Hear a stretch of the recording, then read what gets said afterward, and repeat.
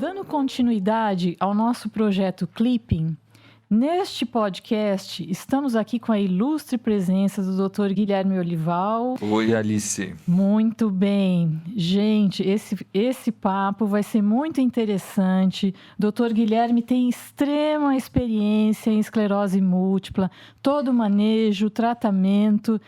E eu tenho certeza que vocês vão se beneficiar muito com as coisas que ele tem aqui a nos dizer. Doutor Guilherme, uma coisa que eu ouço muito aqui na BEI, a maioria dos nossos pacientes perguntam: a esclerose múltipla tem cura, afinal das contas? Isso, sem dúvida nenhuma, é uma angústia de todos, né? Eu posso começar dando uma resposta mais simples e uma resposta mais complicada, né? Sim. Resposta simplificada é que a esclerose múltipla não tem cura ainda, é uma doença crônica, né? E que é uma doença que tem controle, como quando a gente fala de pressão alta, de diabetes. A pessoa não cura, ela fica com aquela doença, mas ela, tomando os medicamentos, ela vai ter o controle da doença, né? Antes de dar a resposta mais complexa, eu queria comentar um pouco por que essa pergunta é uma pergunta, igual você falou, das mais frequentes, né? É claro que faz parte, a pessoa quer saber como que é a doença dela, como que vai ficar, o que vai ser, né? Mas, sem dúvida nenhuma, essa perspectiva de que você tem um problema, né, que vai ficar com você o resto da vida, é aterrorizador. É algo que mexe profundamente com os nossos maiores medos, né? Mexe com a ideia de que a gente não vai poder realizar os nossos sonhos, né? Então é por isso que essa pergunta, muitas vezes a pessoa já sabe a resposta, mas ela vai fazer essa pergunta muitas vezes, com a esperança de que um dia mude essa resposta. Sim, né? sim, a esperança é fundamental, não é? Nesses quadros, sobretudo. Mas a esperança, a gente tem uma esperança que é uma esperança real, positiva, produtiva, e tem uma esperança que é uma esperança infantil, que é negativa, eu chamo até. Que é uma esperança de que os nossos problemas desapareçam do nada, né? E, infelizmente, essa motivação de que todas as pessoas que têm esclerose múltipla desejam a cura, né? Então, motivado por isso, infelizmente, muitas pessoas se aproveitam disso, criam tratamentos falsos, dizem, né, que vão curar de uma maneira A ou B, e isso a gente deve tomar muito cuidado, né? Um problema de saúde, ele precisa ser contornado, ele precisa ser manejado, né? Especialmente as doenças crônicas, né? E deve-se tomar cuidado com esses que a gente chama de charlatões, né? São pessoas que usam, às vezes, até uma linguagem bastante rebuscada, né? Convincente, não é? E eu falo que o segredo está que nem sempre é barato, né? Então, buscando curas mágicas para os nossos problemas, né? Claro que não é só na saúde que tem isso, né? A gente vê um monte de placas por aí, traga o seu amor. Sim. Quer dizer, são resoluções mágicas para os problemas que a gente sabe que são dificuldades que a gente tem na vida, são os desafios que a gente tem que enfrentar, né? E uma coisa que é importante da gente saber é que, apesar de que a esclerose múltipla, a resposta mais simples foi que não, ela não tem cura, a resposta mais completa é assim: o processo de cura dentro da medicina, ele é um processo que tem várias fases, né? E se a gente está falando, por exemplo, de um grupo de pacientes, já que hoje em dia não é tão pequeno, de pessoas que estão sem novos surtos, sem lesões na ressonância, sem piorar há anos, né? Não estamos falando de cura, porque essa pessoa continua necessitando fazer o tratamento, né, e o controle da doença, mas estamos nos aproximando desse conceito, não é? Ah, muito interessante. Isto, de fato, é bastante animador, não é? Acho que é um conceito importantíssimo para essas pessoas. Isso é importante porque muita gente, quando recebe o diagnóstico, entra em contato com a internet, que é, hoje em dia, o pai dos Doutor, burros, né? eu vejo alguns pacientes comentando que eles são pacientes do Dr. Google. Sim, sim, claro. Primeira coisa que quando você tem um problema, a primeira coisa que você vai procurar na internet. E aí é muito comum que encontre na internet informações das mais terríveis. Histórias tristes, histórias de pessoas que têm, às vezes, formas graves, às vezes formas que não foram conduzidas da maneira correta, né? E que as pessoas tiveram prejuízos, tiveram sequelas, tiveram problemas graves. E é muito curioso, mas é muito difícil. Até pouco tempo atrás não existia relatos de pessoas na internet que têm a doença e que estão bem, né? Pois bem. Eu acho que uma parte dessas pessoas esconde que tem a doença, Uhum. né? Porque tem vergonha, porque tem medo de represália no trabalho, socialmente. E eu acho que uma parte dessas pessoas também, elas não estão preocupadas em irem para a rede social e falar disso. Elas estão preocupadas com outras coisas. A doença delas está quieta, elas estão com a mente delas focada, igual eu comentei no começo, nos sonhos delas, né? Então, as pessoas não encontram relatos positivos na internet, elas vão encontrar mais relatos negativos. Isso faz com que ela imagine muitas vezes um inimigo, né? Vamos chamar de doença, dentro da cabeça da pessoa, ela vendo aquele oponente, aquele inimigo que é insuperável, que é uma coisa terrível, que é impossível dela vencer aquelas dificuldades. Muitas vezes a pessoa já chega com o sentimento de que acabou tudo, sabe? Sim, é uma finitude muito antecipada, não é? Acho nesses casos. De fato, o cenário deve ser muito negro a partir dessas informações tão desencontradas que as pessoas encontram. Mas uma coisa que as pessoas também perguntam muito assim, como é que eu vou ficar? Qual é o futuro, né, que me espera? Né? O que me reserva esta vida junto da esclerose múltipla? E o que o senhor tem a dizer a respeito disso, doutor? Justamente, né? A pessoa, ela... Claro, quando você tem qualquer problema de saúde, você quer saber o que vai acontecer. Sim, é Vai natural, acontecer com não é? você, né? E até eu aproveito aqui para comentar, né? Tem um documentário, a Bem, inclusive, foi uma das parceiras, que chama Diário de Lidvina, que lá eu conto um pouco de um paciente que era um amigo pessoal meu, né? Antes de eu fazer medicina, ele fez o diagnóstico de esclerose múltipla, inclusive, né? E eu me lembro que ele, quando foi ao médico, o médico falou para ele, falou, você vai parar de andar, né? Então se prepara para esse futuro, né? E uma coisa que me chamou muito a atenção foi justamente, me lembro no olhar desse meu amigo, que é como se ele tivesse sido enterrado naquele dia, né? Imagino.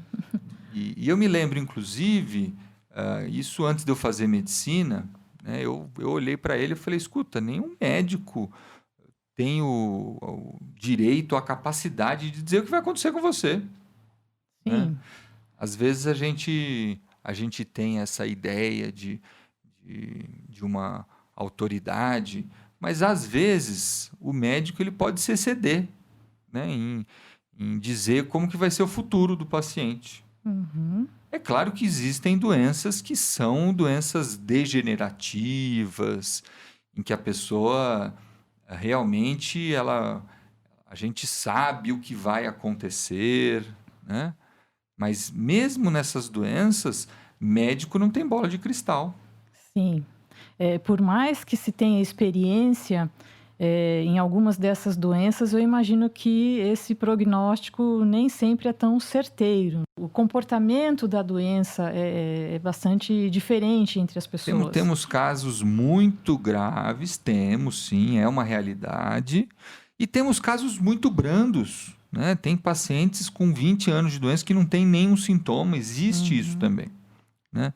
Mas é claro, as pessoas querem algo para se comparar, para poder entender, né? O ser humano ele está sempre tentando controlar o futuro dele, Sim.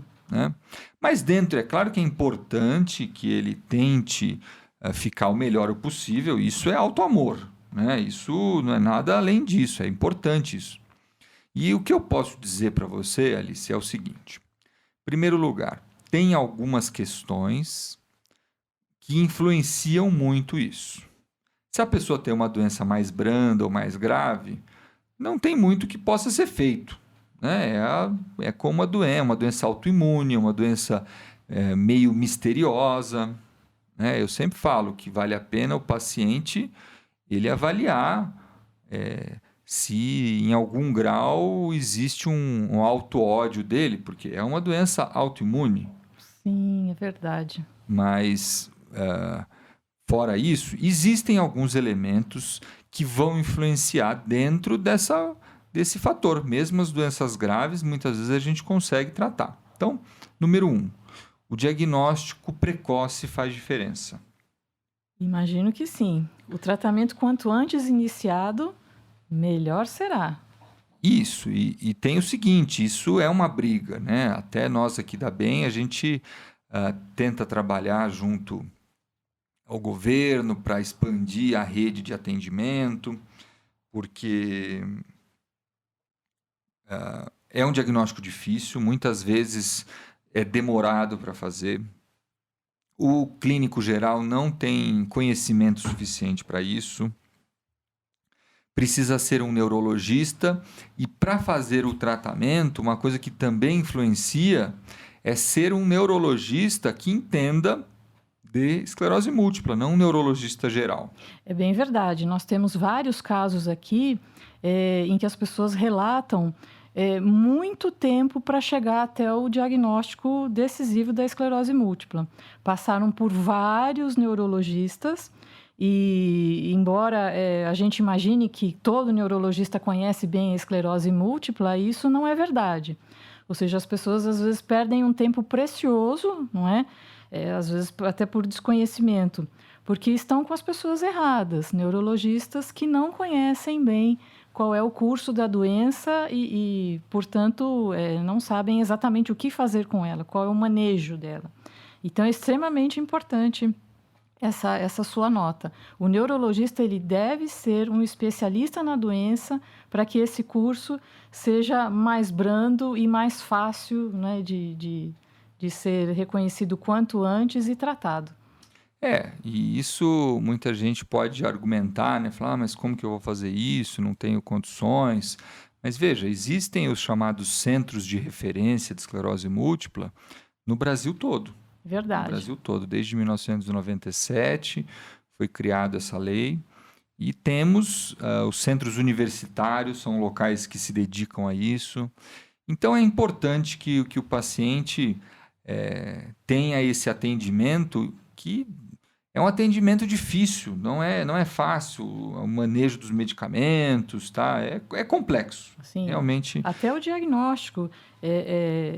Eu tenho a oportunidade de acompanhar que as pessoas ficam aflitas, não é? Olha, está demorando muito, eu não sei se tenho, se não tenho, suspeita. Mas até o diagnóstico, mesmo para o especialista, ele não é assim tão ligeiro. Não depende de um exame apenas. E temos muitos casos de doentes que tinham o diagnóstico de esclerose múltipla e não era, e o contrário sim. também. Pessoas que não tinham um diagnóstico de outras doenças e que eram, né? Então, é um ponto importante esse. E tem um terceiro ponto que eu queria comentar, que é bastante curioso, mas ele é considerado o ponto que mais impacta no risco do paciente ter uma sequela ou não da esclerose múltipla. Então, ele é um ponto muito importante e vou te dizer, Alice, talvez você se choque com a resposta, porque as pessoas não esperam isso. Mas o que mais influencia se a pessoa que tem o diagnóstico de esclerose múltipla vai ficar bem ou não, se ela vai ter algum problema, né? É a adesão dela ao tratamento. Ah, fundamental. Por incrível que pareça, tem um estudo da Organização Mundial da Saúde que mostra que 70% das pessoas que têm doenças crônicas não conseguem seguir a adesão às recomendações. Poxa, estranho isso, né? Porque geralmente essas recomendações todas tornam a vida dela mais fácil. Né? É justamente por isso que eu estou comentando, né? É importante que todo mundo que esteja ouvindo isso e que ou tenha doença ou conheça alguém que tenha, né? Alerte a pessoa sobre isso. Mas realmente em algum momento da vida, essa pessoa ela vai criar uma resistência, ela vai querer abandonar tudo, ela vai achar que ela não tem aquilo. A nossa mente, ela é perigosíssima, né? E normalmente os nossos maiores sabotadores somos nós mesmos. Sim. Né? Então é importante a gente criar essa disciplina, né? Pode ter dificuldades em fazer o tratamento, em seguir, em ir nas consultas, em realizar os exames, em pegar os medicamentos que muitas vezes são na farmácia de alto custo, que é um outro capítulo, causa dificuldades, mas a pessoa precisa ter esse entendimento, né, que isso é o que vai mantê-la bem a longo prazo e que ela vai conseguir. E se ela precisar de ajuda para questões técnicas, está com dificuldade em alguma questão específica, tem vários lugares que ela pode pedir ajuda. Desde dos familiares mais próximos, a equipe médica, até nas associações de pacientes, como aqui na BEM. Né? Sem dúvida. O apoio é incondicional a esses pacientes, desde as orientações, os tratamentos de apoio, não é? Eles todos são todos disponíveis aqui para eles e é uma maneira que a nossa BEM tem de melhorar a qualidade de vida dessas pessoas, não é? Sem dúvida. Uma das coisas também que eu vejo que faz muita diferença é essa adesão aos chamados tratamentos complementares. Né? Importantíssimos também. Muitas pessoas acham assim que não, eu vou ao médico e pronto. Né? Mas não costuma ser tão simples. Né? Tem casos que a pessoa precisa fazer uma fisioterapia, né? A fono ou acupuntura, né? Eu diria que quase todos, pelo menos no início do diagnóstico, deveriam fazer a psicoterapia, porque surgem questões que vão te atrapalhar e que é importante você ter um suporte, né? Felizmente, a gente tem aqui essa estrutura na BEM que tem esses serviços, mas tem outros lugares também que tem esses serviços, que não são só aqui na cidade de São Paulo, mas é importante a pessoa saber do valor e da importância disso, inclusive lutar e nos ajudar a conseguir a colocar isso como uma lei da parte do tratamento de esclerose múltipla, né? É verdade. A aderência é importantíssima. Os bons resultados advêm daí também. É que assim, as pessoas, nós comentamos aqui a respeito dessa questão incerta, né, a respeito do futuro. Geralmente as pessoas querem saber o que é que vai acontecer com elas. Por exemplo, será que ela vai deixar de andar e vai passar a usar cadeira de rodas? Será que ela vai se tornar uma pessoa dependente de alguém, no sentido de alguém que lhe dê banho, que lhe troque as vestes, que a alimente, etc. e tal?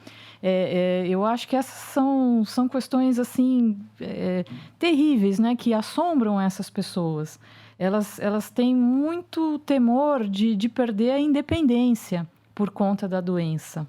É verdade. Eu acho que uma das coisas que eu vejo nos pacientes é que muitos pacientes se sentem assim que estão com uma bomba relógio dentro deles, que a qualquer momento pode explodir, que Vi muitos casos de pessoas que abandonaram os próprios sonhos, né? Também, Que já sejam vi. eles constituir uma família, que sejam eles realizar uma faculdade, ter uma determinada profissão, porque justamente elas se entregam, pensam, eu vou ficar dessa maneira, então para que eu vou fazer isso, aquilo, né?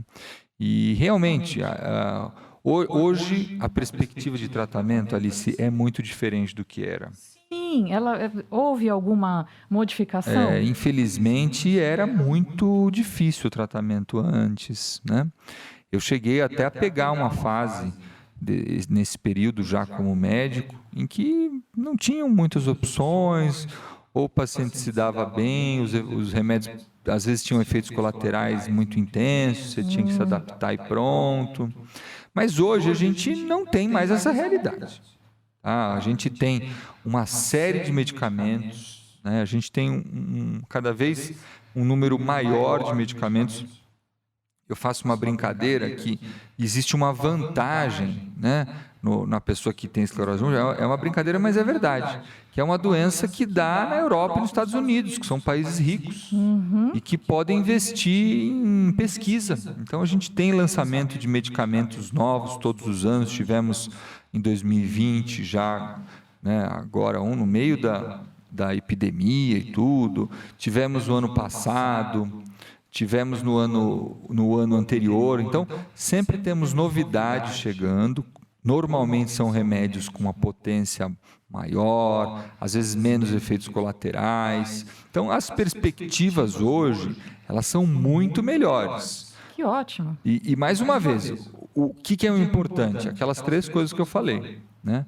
Tentar, se possível, o diagnóstico mais precoce possível. Tentar um tratamento com uma pessoa que tenha prática com esclerose múltipla, com um médico, um neurologista que tenha experiência, e manter a adesão ao tratamento. Sim. Né? Então, existem novos tratamentos aí para que as pessoas fiquem mais animadas, aqueles que ainda não estão usando? Existem vários tratamentos novos, né? Muitas vezes os tratamentos eles passam por um processo todo de aprovação, né? E aí, como eu comentei, já tivemos tratamentos novos que foram aprovados esse ano, no ano anterior. Existe, às vezes, um atraso para que a gente tenha acesso a esse remédio através do chamada farmácia de alto custo, né? Então, existe uma demora para que isso seja aprovado para custeio, para pagamento do governo, né? Mas novidades a gente tem sempre chegando novas novidades, tratamentos mais potentes, perspectivas melhores, né? E eu vejo que cada vez mais esse fantasma da cadeira de rodas, da pessoa ficar dependente, né? É uma fantasia que o paciente vai carregar, mas que está cada vez mais distante daqueles que tratam mesmo, que se empenham no tratamento, né, quando conseguem fazer o diagnóstico antes de terem algum problema que atrapalhe de fato, né? Ainda temos muitas dificuldades, temos dificuldades em conseguir alguns remédios no alto custo, tem uma série de dificuldades no protocolo, e que a gente tenta, primeiro, expandir esses direitos, né? Inclusive, não é a primeira vez que eu comento, mas sempre que tiver alguém que esteja disposto a nos ajudar nessa causa de aumentar os direitos dos pacientes, venha falar com a gente. A gente precisa. Sim, isso precisa ser um caminho contínuo, né? Precisa de pessoas que vão nos ajudar, né? Mas a gente tem cada vez mais opções e eu vejo como uma perspectiva muito diferente do que era antigamente e, pessoalmente, vejo com bons olhos. Que ótimo. Com bons olhos. Isso é importantíssimo. Só fazer um comentário, tenho alguns pacientes, Alice, que têm mais de uma década e sem nenhum sintoma novo, estáveis, absolutamente estáveis. Nossa, né? Então, bom, né? É aquilo que a gente falou no começo. Esse paciente está curado? Não posso dizer que é uma cura, mas está se aproximando cada vez mais disso. Muito bom. Eu acho que o que fica de recado importante para as pessoas aqui é que, assim, embora a cura não esteja estabelecida para a doença, existem sim medicamentos que são extremamente potentes para o manejo e para o controle dessa doença. Mas aí, doutor, sempre fica uma pequena, né, uma certa, como eu vou dizer, uma dúvida. Será que esses pacientes atuais, os nossos contemporâneos pacientes, será que eles chegarão a ver a cura? Então, Alice, eu acho que é possível, eu acho que é bem possível que a gente consiga, né? Como eu falei, há poucos anos atrás, a gente quase não tinha opções, e aí temos expandido, e cada ano temos novidades, né? Então, é possível que a gente vá cada vez mais se aproximando da cura, e eu espero poder ver a cura. Sim, todos nós. Eu mesmo sou pesquisador e trabalho bastante para chegar aí, né? Espero poder ver a cura, assim, da esclerose múltipla. Mas uma coisa que é um recado importante para todos, né, é que justamente a pessoa não se foque nessa pergunta. Que ela se foque em fazer o tratamento que tem disponível para ela, que é o tratamento correto para ela, né? Porque se a gente ficar se focando só no futuro, a gente perde o que a gente tem, que é o presente. Justo. Né? Então, a gente deve... será que vamos ter a cura em algum momento? Tomara que sim. Mas a pergunta é o que a gente vai fazer agora, o que a gente vai fazer nesse período até chegar lá. Né? Então, a vida está acontecendo. A vida é uma oportunidade que... é uma oportunidade de ouro, né? Inclusive, nesse momento que a gente está vivendo, eu perdi amigos, eu nunca valorizei tanto essa oportunidade. Então, a gente precisa fazer algo com ela nesse momento, né? Agora, sem ficar imaginando o que vai acontecer e sofrendo por antecipação com as coisas, né? Vamos aceitar a realidade, né? E trabalhar em cima dela e superar, conquistar, fazer coisas que... Eu conheço histórias maravilhosas de pessoas que, depois do diagnóstico, se reinventaram, conseguiram até força para feitos fantásticos. Isso é muito importante. E assim, eu acho que esse pensamento positivo, ele pode ser a chave do sucesso, não é? Eu acho que tudo começa a caminhar melhor a partir desse pensamento. Bem, Dr. Guilherme Olival, eu quero agradecer muito a sua presença, as suas brilhantes palavras foram importantíssimas para todos que nos ouvem e espero contar com sua presença outras tantas vezes aqui, porque o assunto é vasto, temos muitas coisas a conversar. Então, muito obrigada e até uma próxima oportunidade. Obrigado, Alice, e agradecer aos ouvintes aí que ficaram com a gente. Sim. Vamos tentar sempre manter aí periódico isso, né? Que eu fico feliz de ver todos participando também. Sim, lembrando a vocês todos que nos ouvem que a participação de vocês é importantíssima, ou seja, enviem para nós aqui na BEM temas que vocês gostariam de ouvir, todos os profissionais que a BEM dispõe para poder conversar com vocês, ok? Então, obrigada a todos e até